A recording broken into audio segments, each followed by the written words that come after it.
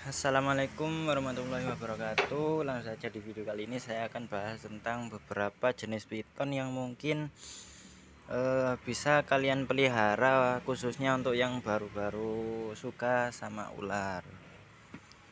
Nah, langsung saja yang pertama ini ada reticulatus piton atau sanca batik atau sanca kembang. Jadi rekomendasi yang pertama adalah retic, khususnya untuk retic super dwarf ya teman-teman ya. Karena kenapa retic super dwarf itu bisa dipelihara untuk kalian yang baru suka sama ular? Karena retic super dwarf itu pertumbuhannya lama teman-teman. Bukannya super dwarf itu enggak bisa besar.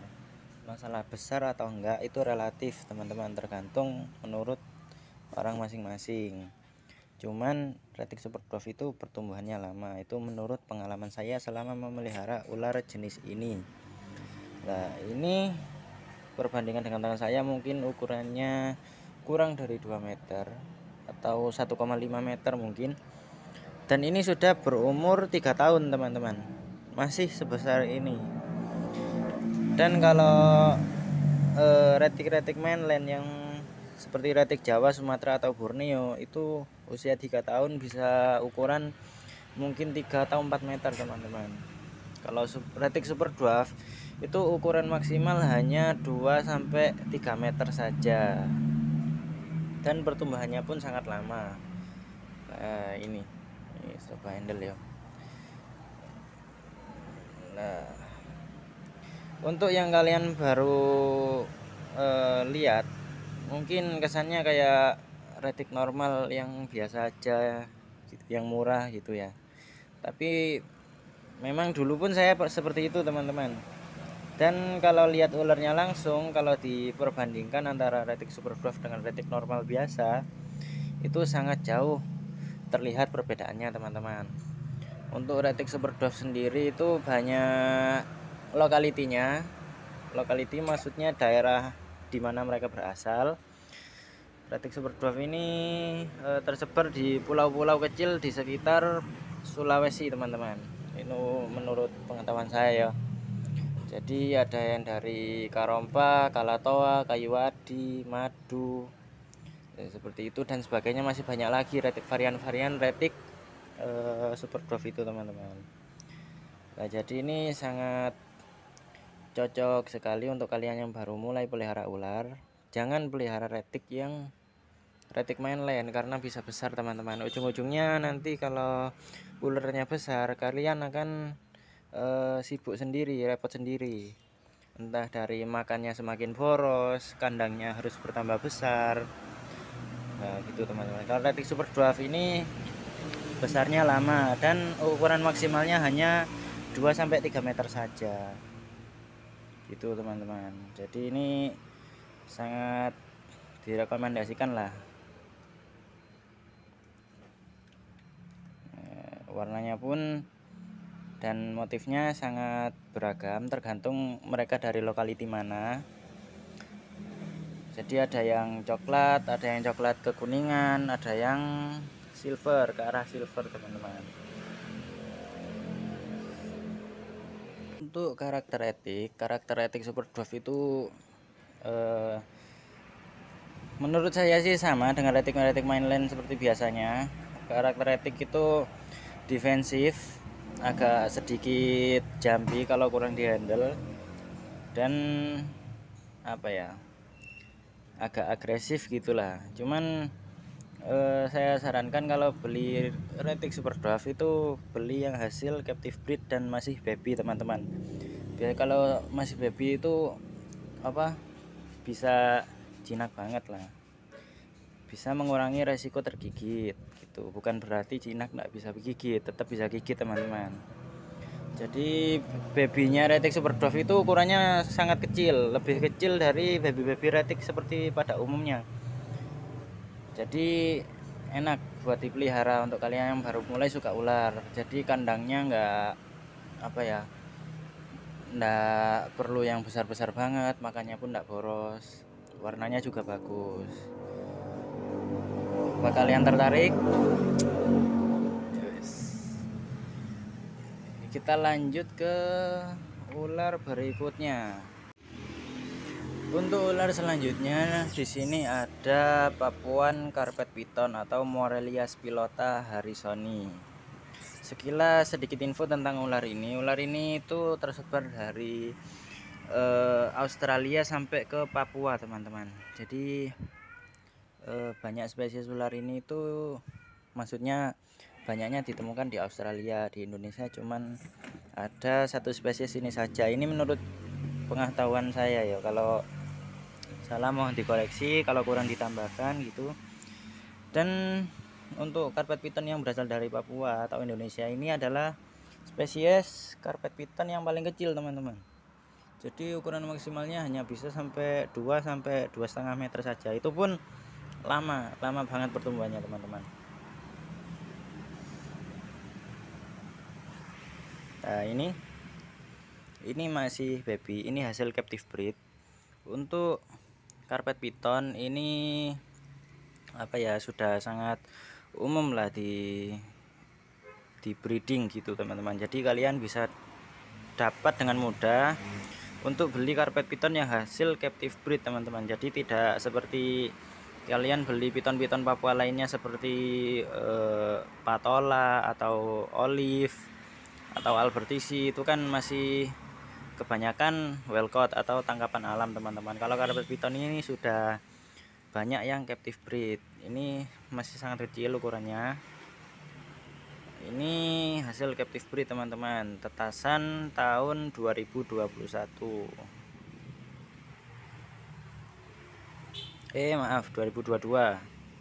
Untuk karpet piton ini kalau masih baru netas itu warnanya kemerahan, teman-teman. Dan ini saya dulu pelihara dari warna masih merah, agak kemerahan, dan sekarang sudah bermutasi menjadi warna seperti layaknya dia sudah dewasa.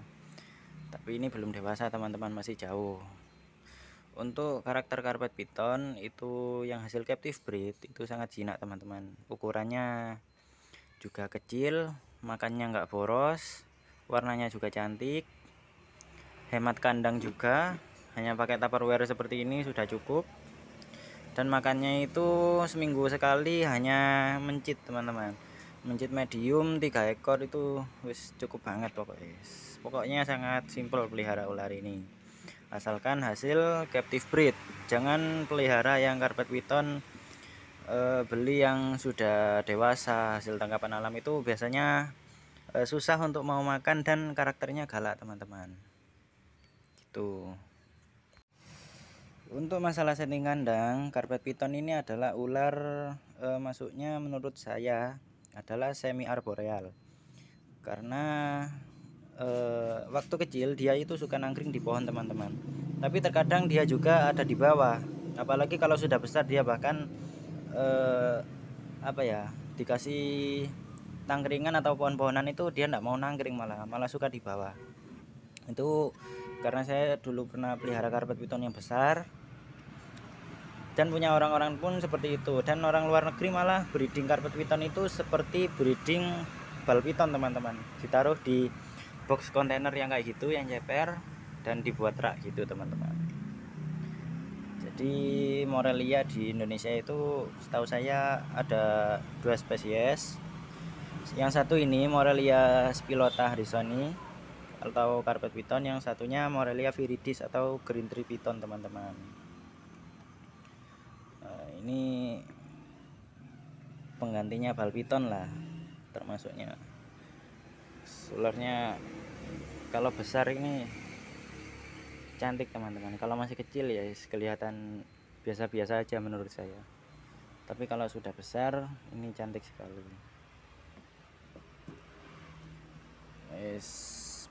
Apakah kalian berminat? Kita lanjut ke ular berikutnya ya. Untuk ular berikutnya itu ada bal piton, teman-teman, atau royal piton atau piton regius. Ini ular 1000 umat,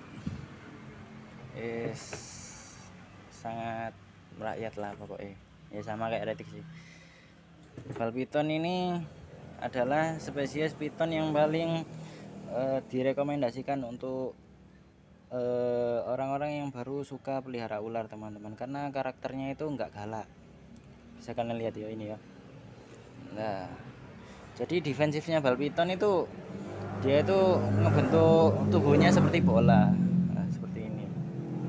Ini ukurannya sudah dewasa, ini sudah bertelur 5 kali betina dan hanya ukuran segini teman-teman. Mungkin panjangnya ini 110 cm mungkin ya, 1 meteran lah pokoknya, dan pakai kandang kontainer seperti ini sudah seumur hidup dia teman-teman. Bisa dibuat breeding juga di sini.